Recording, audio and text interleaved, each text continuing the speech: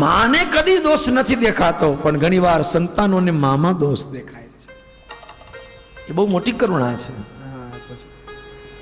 એક જૈનાચાર્ય સરસ વાક્ય લખ્યું કે જે માએ દીકરાને બોલતા શીખડાવ્યો, જેથી એને આવડતું જ નહોતું, તેથી એને બેસાડીને બોલ કાકા, બોલ મામા, દાદા બોલો, જે બોલો, આવું એને જે માએ એને બોલતા શીખડાયું, એ જ બાળક મોટો થઈને માને ચૂપ રહેતા શીખડાવે કે તમારે ચૂપ રહેવું, બોલ બોલ બહુ કરો છો, તમને બોલવાની ભાન નથી, મેનર નથી તમારામાં,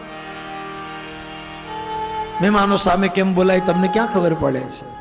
જે માએ બોલતા શીખડાયો, છોકરાએ એને ચૂપ રહેતા શીખડાયો. કરુણા છે.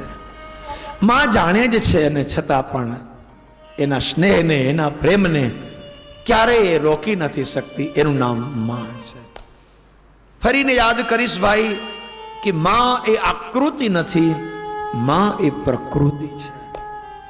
માં એ શરીરનું નામ નથી કે માં આવું જ શરીર હોઈ શકે, ના, માં એક સ્વભાવનું નામ છે. અરે આપણા શાસ્ત્રકારોએ તો કહ્યું છે ગુરુ માં છે. આપણને ભણાવનાર ગુરુ ભલે પુરુષ છે, પણ એક દ્રષ્ટિએ માં છે. ભર્તૃહરિ મહારાજે તો એના શૃંગાર શતકમાં લખ્યું છે કે એક જગ્યાએ એક સમયે પત્ની પણ માં છે. એક વ્યવહારમાં પત્ની પણ એના પતિની માં છે. ક્યારે? જ્યારે એ પ્રેમથી જમાડે છે ને ત્યારે. પત્ની ક્યારે ભલે પત્ની સ્વરૂપા છે, પણ જ્યારે એને વાત્સલ્યથી એને બેસાડીને જમાડે છે ત્યારે એની પત્ની પણ એ સમયે એની માં છે. એટલે ભર્તૃહરિ શૃંગાર શતકમાં પ્રસિદ્ધ શ્લોક લખ્યો, આપણે સાંભળ્યો જ હશે, કાર્યેષુ મંત્રી ભોજેષુ માતા.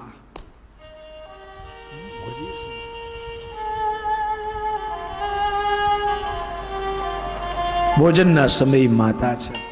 હેતથી, પ્રેમથી એનું આરોગ્યનું જતન કરીને.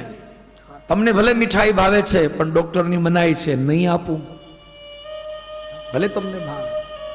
તમને ભલે આ ભજીયા અને ફરસાણ ગાંઠિયા ભાવે છે, પણ ડોક્ટરે કહ્યું છે બીપી વધારે છે, ખારું નહીં ખાવાનું, નહીં આપું. તો સજ્જનો આવું ધ્યાન રાખે તો નથી લાગતું હોય કે એ સમય એના સ્વરૂપમાં માતૃભાવ પ્રસિદ્ધ.